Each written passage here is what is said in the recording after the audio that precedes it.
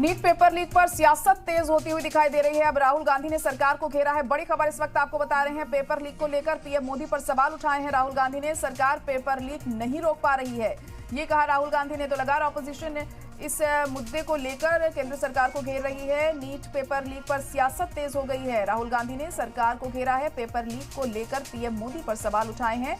सरकार paper leak रोक नहीं पा रही है, इस तरह की तमाम बातें राहुल गांधी की तरफ से कही गई हैं। इससे पहले भी लगातार राहुल गांधी इस मुद्दे पर सरकार को घेरते रहे हैं और अब एक बार फिर उनकी तरफ से ये बयान सामने आया है। उनका कहना है कि सरकार पेपर लीक रोक नहीं पा रही है। तो आपको बता दें कि राहुल गांधी ने ये बयान दिया है। नीट पेपर लीक पर सियासत भी देखिए लगातार तेज होती जा रही है। राहुल गांधी ने सरकार को घेरा है।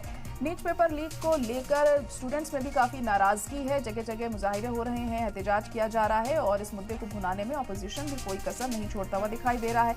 राहुल गांधी लगातार इस मुद्दे को भुनाने में लगे हुए हैं। केंद्र सरकार पर, मरकजी सरकार पर निशाना साध रहे हैं। इससे पहले भी इस तरह की बयानबाजी वो करते रहे हैं और अब एक बार फिर उन्होंने सरकार को घेरा है यहां पर और कहा है कि सरकार पेपर लीक रोक नहीं पा रही है। ये बयान राहुल गांधी ने दिया है।